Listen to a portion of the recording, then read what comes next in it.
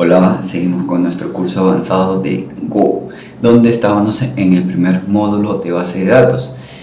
Vamos ya en este sería el cuarto video ya de este módulo, donde ya veremos los puntos finales que nos faltan aclarar antes de pasar al siguiente módulo aquí en Go. Recuerden, había dejado antes un mini reto, que en realidad era muy sencillo. Recuerden que teníamos que aplicar aquí en la base de datos algo como esto de acá, ¿no? Esta sentencia, donde prácticamente tendrían que devolvernos el total de registros que tiene nuestra tabla de usuarios. Era muy fácil de implementar en realidad, cuestión, por eso les digo, a veces lo dejo para que vayas implementando tu lógica. Trata tú de resolverlo porque te va a ayudar a desarrollar tu lógica. Recuerda que, te lo recuerdo como siempre, no importa el lenguaje de programación que estés estudiando, concéntrate en desarrollar tu lógica. Busca ejemplos de algoritmos básicos y trata de desarrollar tu lógica, porque el lenguaje de programación va a cambiar su sintaxis siempre, pero si ya tú tienes la lógica, vas a poder entenderlo fácilmente, no importa el lenguaje de programación. Y ahora peor con la IA, te vas a prácticamente le vas a pedir que genere por ti el código. Antes te ibas a pasar meses o años creando solo un proyecto, depende de la cantidad y el tiempo que se le daba, ¿no? Entonces ahora es mucho más rápido, por eso lo importante es que desarrolles tu lógica.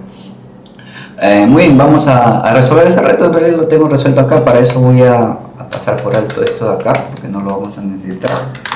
Y solo para mostrarte, ¿no? El user tampoco lo vamos a necesitar, pero lo voy a dejar ahí mientras. Voy a copiarlo, que lo tengo aquí resuelto. En realidad era solo usar de nuevo esto de aquí, que recuerden que el query row nos devuelve un registro. Como vamos a devolver un registro, no necesitamos utilizar el query, ¿no? Sino un query row. Muy bien, entonces vamos, el defer con el cierre de condición lo vamos a dejar ahí y por aquí lo vamos a resolver. Vamos a guardarlo y necesito, por ejemplo, una variable total. Entonces simplemente tenemos que declarar una variable total para esta vez mostrar la información, ¿no? Donde recuerden que utilizo un query row, le he dejado el mismo nombre nada más, pero aquí le podríamos cambiar a, por ejemplo, vamos a poner get total, vamos a ponerlo para diferenciar. Get total, el resultado no va a cambiar. Get total igual acá. Y ya está. Entonces obtener el total, ¿no? Pasábamos la consulta y prácticamente la va a identificar como esta, ¿no? Donde igual como lo tenemos en la base de datos, recuerden, y simplemente con el total tomaba ese valor y ya te lo podría mostrar en consola, ¿no? Recuerden que aquí le pasaba el valor resultado de este query row, que es el total. Entonces luego solo lo muestro. Entonces voy a hacer el borrón más.go.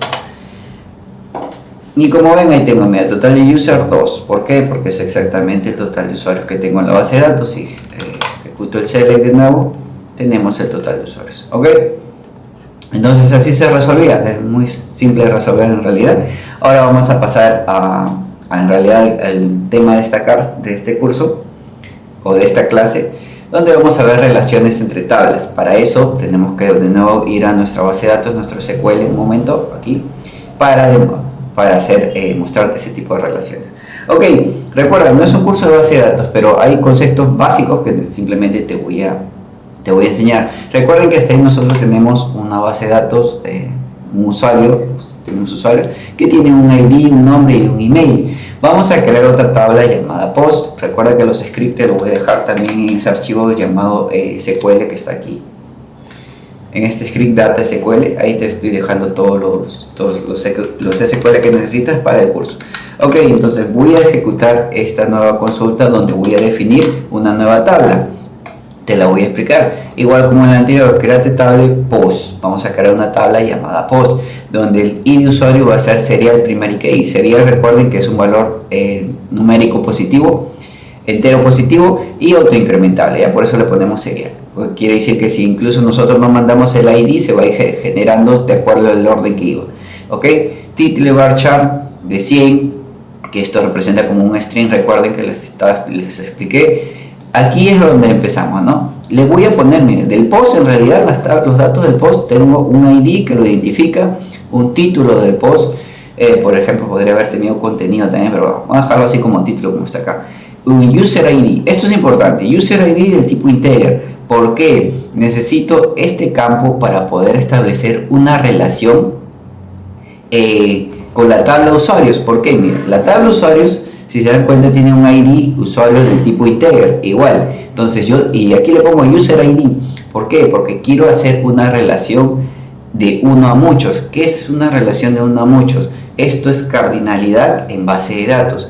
¿En qué consiste? Define el número de entidades en un conjunto que pueden asociarse con entidades en otro conjunto a través de una relación. Normalmente, hay tres tipos de cardinalidad en una base de datos, que por ejemplo es de uno a uno, de uno a muchos o de muchos a muchos. En este ejemplo, y es una de las cardinalidades más común que vas a ver, es de uno a muchos. ¿Quieres ingresar más en este concepto que te estoy dando? Toma un curso básico de base de datos y te lo van a explicar mejor. ¿Ok? Ese es un curso de Go. A manera superficial te digo que este tipo de relación que vamos a crear aquí es una cardinalidad de uno a muchos. ¿Por qué de uno a muchos? La cardinalidad de uno a muchos quiere decir que si bien tenemos un usuario puede tener muchos posts, ¿ok? Pero el post pertenece exclusivamente a un usuario, o sea, el post es de un usuario. Ahorita lo vas a entender mejor cuando lo cree. Mira, vamos a ejecutar esto para que se cree y ahorita te explico por qué esto de constraint en un momento. Muy bien, ahí se ejecutó la consulta. Voy a actualizar aquí y vemos que ya se creó la tabla post. Entonces, si se creó la tabla post, yo puedo hacer un select asterisco from de post y tenemos que no hay ningún post. Ok, ahorita lo llenamos con datos. Vamos a llenarlo un momento vamos a darle un insert rápido. Vamos a poner el insert acá arriba. Igual que en la tabla anterior, simplemente voy a ingresar dentro de la tabla post en sus campos título y user ID el siguiente valor. Miren. Ojo que miren, no le estoy pasando el ID de la tabla post. ¿Por qué? Porque como es serial se va a ir autoincrementando automáticamente. Esto es opcional, si quiero yo le puedo dar el ID, pero como ya está en serial, lo dejamos así simplemente. Algo que no te expliqué de repente en la clase anterior. Igual, selecciono y veo que mire, ya tengo mi primer post y tengo un user ID integer 1. Quiere decir que el usuario 1 dentro de mi base de datos es propietario de este post. Este post es de un usuario, ¿ok? Pero el usuario puede tener muchos posts. Quiere decir que yo puedo crear otro post para el mismo usuario con este mismo user ID, ¿ok? Por eso definimos esa cardinalidad de uno a muchos. Un usuario puede tener muchos posts, pero cada post pertenece a un usuario exclusivamente, ¿ok? Esa es la cardinalidad de uno a muchos, que es una de las más comunes que vas a ver. Hay más, curso de base de datos, recuerdo. Muy bien, ¿cómo definía eso? Eso lo hago con el constraint fkuser, por ejemplo. Aquí le digo que voy a aplicar una restricción del tipo foráneo, perdón, o de clave foránea. ¿Por qué foránea? Porque es una clave que está en otra tabla, ¿ok? Foreign key, le digo, ¿a quién? Al campo que le quiero aplicar esa restricción, user ID. Entonces, user ID va a hacer referencia a un campo que existe en otra tabla, un campo único que existe en otra tabla. Por ejemplo, en este caso es ID. Aquí le pongo mis referencias, user, ¿quién? ID. ¿Por qué? Porque en user, acuérdate que user se llama ID. Miren, acá está ID. Entonces le digo, voy a aplicar una restricción del tipo foránea a user ID, campo de mi tabla post, con referencias a user, tabla user, su campo ID. ¿Ok? ¿Por qué hacemos eso? ¿Por qué? Porque así le aplicamos una restricción. ¿Para qué sirve? Mi ejemplo. Primero voy a ingresar otro post al mismo usuario, le voy a ingresar otro post, mi primer post, vamos a ponerle segundo post nada más. Segundo post al mismo usuario, ¿ok? Vamos a hacer ese insert un momento y vamos a ingresar. Muy bien, selecciono y tengo dos posts del mismo usuario, es la forma como lo identifico. Ahora, ¿qué pasaría? Mira esta restricción. ¿Qué pasaría si yo quiero eliminar la tabla user? Mira, clic derecho sobre la tabla user, delete. También lo puedo hacer por SQL, recuerda. Le digo delete. ¿Qué nos dice? No se puede eliminar tabla user porque otros objetos dependen de él. Restricción foreign key user. En la tabla post depende de la tabla user. Eso es lo que hemos hecho aquí con esta restricción. For constraint fkuser, le creo una restricción foránea y le paso el valor. ¿Cuál va a ser esa restricción? El user ID, ese campo. Con referencias voy a hacer referencias a user. Por eso es que no lo puedo eliminar, porque hay una referencia con otra tabla, entonces no puedo eliminar esa tabla porque depende, esta tabla post depende exclusivamente de la tabla user. ¿Ok? Por eso le hacemos toda esta restricción del tipo foráneo. Entonces, pero ojo, pero yo sí podría eliminar la tabla post. ¿Por qué? Porque la tabla post, date cuenta que depende de user, pero user no depende de post. ¿Ok? Entonces yo podría eliminar directamente post. Es una relación donde prácticamente el user considera que el user tiene una jerarquía superior sobre post. Entonces yo podría eliminar post, pero no necesariamente tendría que eliminar, no podría eliminar user, porque la restricción, recuerda que también está en post, ¿ok? De user, porque puede haber más tablas, puede haber otras tablas que dependan de user, pero eso no importa. Mientras yo elimine la tabla que es dependiente nada más, no hay problema, ¿ok? Por ejemplo, post en este caso, ¿no? Quiero que te quede claro eso. Relación, jerarquía, en esa relación 1, donde prácticamente user es la principal, y post, donde son valores, ¿no? Donde ese identificador de user se va a repetir en la tabla post, porque yo puedo, mira, aquí lo estoy repitiendo, pero yo también puedo poner un post. Recuerden que tenemos dos usuarios. Si selecciono aquí, tengo dos usuarios, entonces voy a crearle un post al usuario Cristian Joel, por ejemplo. Voy a crear, igual, acá es mi primer post, ¿no? Mi primer post, igual mi primer post, pero no de él, sino del 2, el usuario 2. Entonces igual lo agarro, paso esto y le creo su primer post. Ahora selecciono post y hay tres posts. ¿Cómo los identifico a los propietarios? Dos posts del usuario 1 y un post del usuario 2. ¿Ok? Ahí van viendo esa relación de 1 a muchos, donde el usuario 1 tiene dos posts y el usuario 2 solo tiene un post. Eso que les quede claro. ¿Quieren profundizar más en esto? Curso básico de base de datos. ¿Ok? Muy bien, hasta ahí espero que lo hayan entendido. Ahora, ¿para qué nos sirve esto? ¿Por qué hemos hecho este tipo de unión? Ojo, también si quieren profundizar incluso más, un curso, recuerden su teoría de conjuntos matemáticos, le va a servir bastante. Esto se basa en teoría de conjuntos, netamente. Entonces nosotros vamos a ver justamente hablando de teoría de conjuntos, una sentencia, un SQL, un CL con joins. ¿Qué es un join? Justamente eso es lo que vamos a ver aquí. Miren, aquí por ejemplo vamos a unir los datos de ambas tablas, de usuario como de los posts. Se dan cuenta que yo estoy haciendo select de por cada tabla nada más, pero ahora vamos a hacer un select donde mostremos esos datos, porque ya los tenemos, en realidad ya los tenemos virtualmente unidos. Tenemos que mostrarlos. ¿Cómo hago eso? Un select con un join. Miren, select de user name, de post título, from user. Ahí viene el truco. Primero digo desde user, ¿no? Hasta ahí desde usuario, sí. ¿Por qué? Inner join. ¿Por qué inner join? Unido con post. ¿Por qué? Porque aquí ya le estoy pidiendo de tablas distintas. Estoy pidiendo de user, nombre, de post, título. Entonces aquí hay dos tablas. Entonces tengo que hacer esa unión. Select from user, inner join post, donde o on user.id, tabla primaria, la tabla donde pedimos los datos, los primeros datos o los primeros campos, .id es igual a post. ¿Cómo se llama este ID en post? Recuerda, lo pusimos user ID. Entonces, donde estos sean iguales, muéstrame estos datos, donde cumplan la relación. ¿Ok? Únelos. Un join es los valores en común de ambas tablas. ¿Ok? ¿Ok? Donde, por ejemplo, por eso es que tienes que ver un poquito más teoría de conjunto para que lo entiendas mejor. Donde el conjunto A y el conjunto B se intersectan, eso es un join, o un inner join. Vamos a ver, hay otros tipos de join, por eso, curso de base de datos básicos si quieres saber más. Hay bastantes ahí, puedes buscar en YouTube, no te preocupes. Y no es muy difícil. Pero también recuerda tu teoría de conjuntos. Vamos a hacerlo.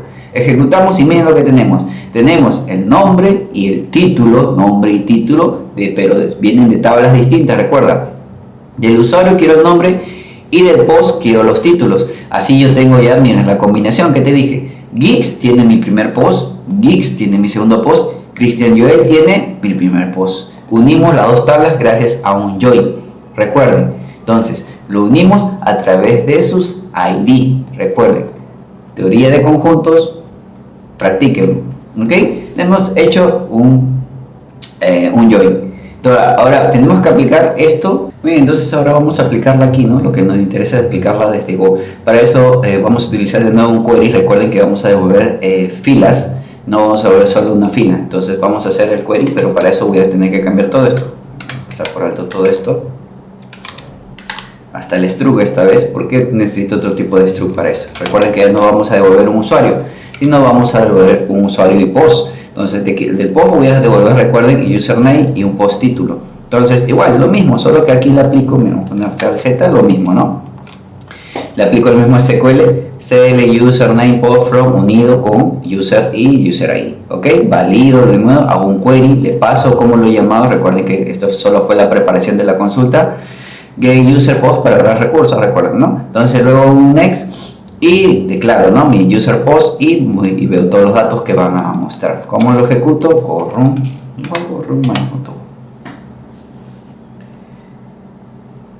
y ahí tenemos, miren, hello world, Go avanzado, Geeks, mi primer post, Geeks, mi segundo post, Cristian Joel, mi primer post. Ahí tenemos, ya lo ejecutamos nuestro inner join desde Go. Recuerden esto, si quieren perfeccionar más, un curso de base de datos, ¿ok? Hasta ahí hicimos un inner, ahí prácticamente con las sentencias principales hemos hecho. Recuerden que esto se puede combinar, hay consultas súper combinadas, súper mezcladas, ¿ya?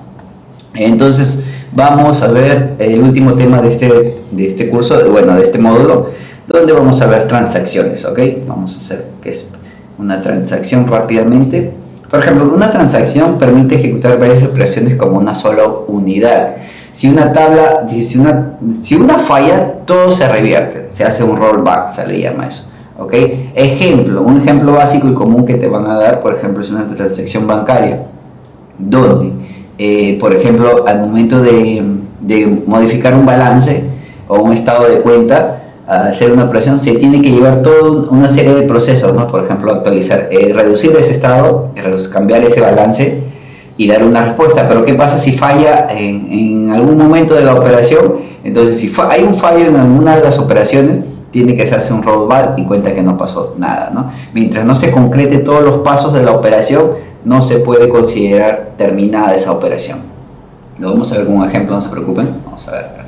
Mostrarte, lo he creado otra tabla, una tabla cuentas o accounts en inglés, donde hago lo mismo, sería el primary key, balance, float, solo nos importa el balance, y el user ID para hacer la relación. Recuerden, igual, exactamente igual como va a tener relación con la misma tabla, o lo mismo, construct fk user, foreign key, user ID, con referencias a user ID.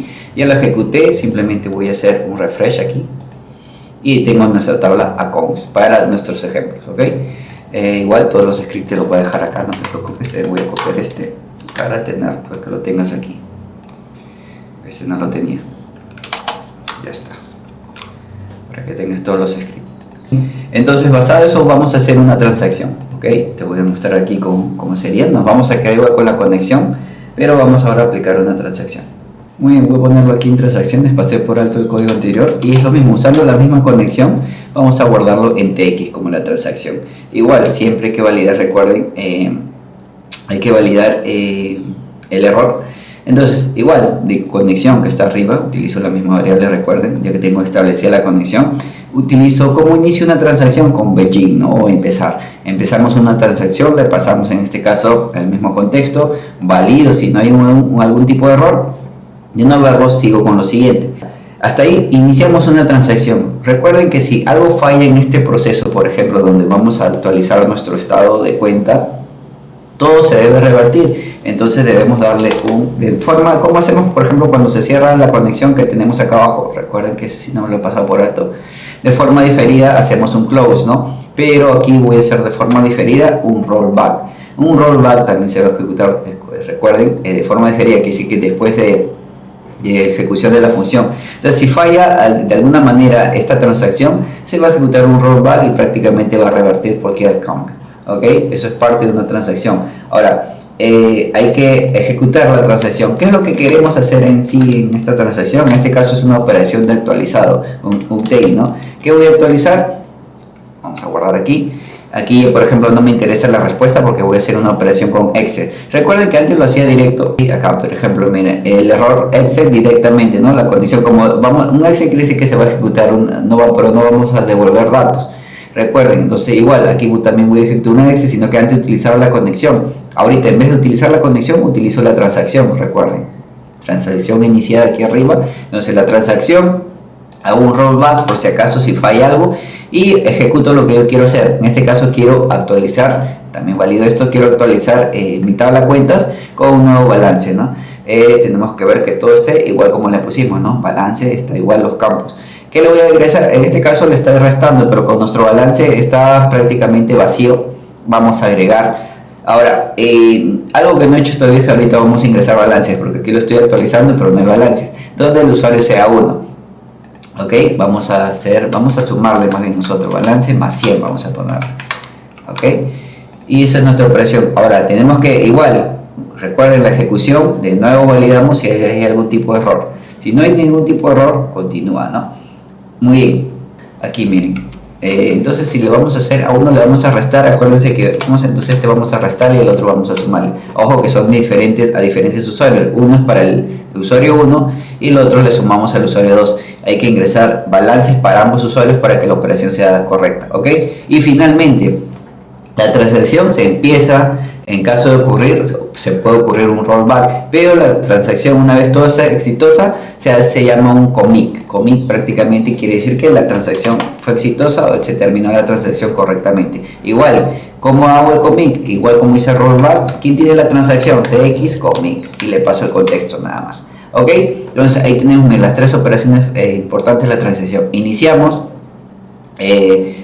por ejemplo, si algo ocurrió, si pasó algo, retrocedemos al estado anterior de la operación. Aquí faltó el panic.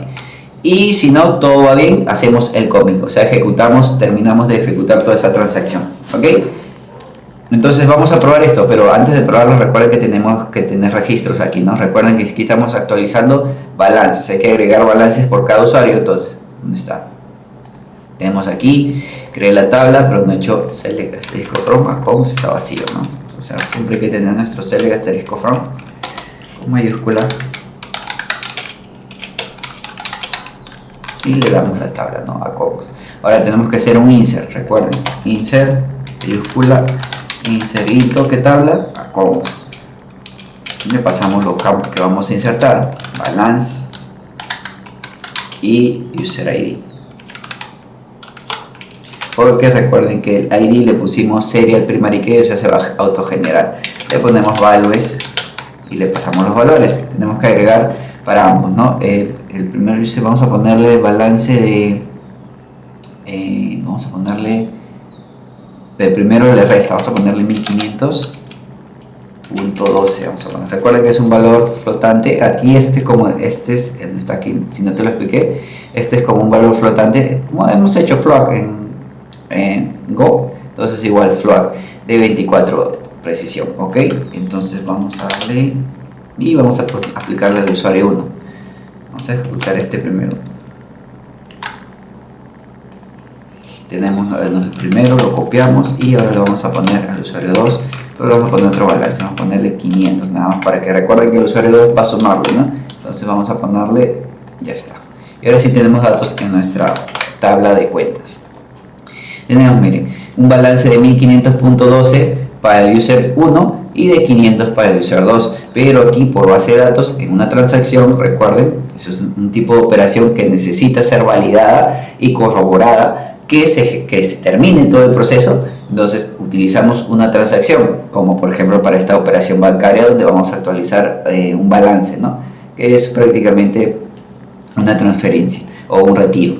Miren, recuerden, aquí estamos aplicando dos. En este caso, para el usuario 1 le estamos restando el usuario 1 que tiene un saldo de 1500, le estamos restando 100, y el usuario 2 que tiene un saldo de 500 le estamos sumando 100, ¿ok? Vamos a ejecutar toda esa transacción que ocurra correctamente. Vamos a hacer el borrón my.go. Hello World. No hemos puesto ningún tipo de resultados, pero vamos a verlo en base de datos, que se haya ocurrido todo esto. Esto se tiene que actualizar, recuerden, select go from y vamos a actualizar. Tenemos, miren, se restó 100 y se le sumó 100 al otro. Entonces, nuestra operación está funcionando correctamente, solo nos faltó poner algún tipo de respuesta para el usuario, que simplemente hacemos un print, ¿no? En este caso, para ver que se ejecutó todo correctamente. Transacciones completadas, voy a poner, porque son más de una. Transacciones completadas correctamente. Entonces, ahí tenemos, recuerden, el begin para iniciar la transacción, el rollback para validar si pasó algo y retroceder a un estado anterior de la transacción, y el commit que terminando la transacción correctamente se termina la transacción, ¿no? Entonces se terminó la transacción, los datos fueron modificados correctamente y no ocurrió ningún tipo de rollback. Ejecuto y esta vez ya tengo transacciones completadas, ¿no? Igual lo mismo, se le va a ir sumando y restando a cada uno de ellos. Actualizo aquí y miren, ahora tiene 1300 y él tiene 700. Correcto, entonces esas son las transacciones aquí, más que todo en SQL, independientemente de Postgres. También, así como te digo, la sintaxis de programación en base de datos también, muchas sintaxis es muy parecida. Varía algunas cosas, sí, porque algunos vienen con sus propias funciones y todo lo demás, sus propios procedimientos almacenados. Pero en sí las consultas son muy parecidas.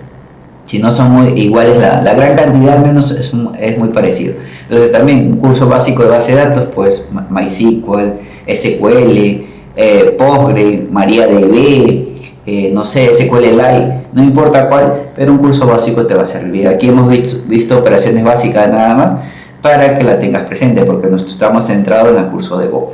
Muy bien, con eso podemos darle fin a este módulo de base de datos aquí en Go, y podemos iniciar nuestro segundo módulo, que es la forma profesional en realidad de trabajar esto. Hasta aquí te he dado una forma básica que normalmente antes se utilizaba así directamente, ¿no? Pero ahora hay algo que se llama ORMs. Entonces en el siguiente módulo vamos a ver ORMs en Go, o Go lo vas a encontrar, que prácticamente es ORM en Go, le agregas la G nada más de Go. Muy bien, entonces la forma profesional de ahora hacer este tipo de operaciones con base de datos, y la forma más segura también de hacerlo.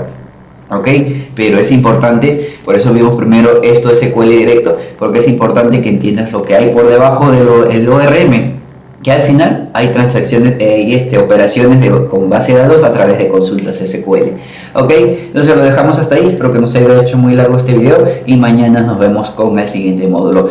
Finalmente mostrarles, les recuerdo aquí que he estado subiendo, bueno, aquí estoy subiendo los cursos de Go básico a los que quieren verlo a veces por un poquito más difícil de encontrarlo en TikTok por los diferentes títulos que hemos visto. Aquí los voy subiendo, aquí voy a subir al final hasta cuando termine el avanzado, también voy a ir subiendo. Aquí recién voy en el 9 de 33 o 34 que son. También he subido un video si te interesa la programación, en este caso que estamos haciendo con IA.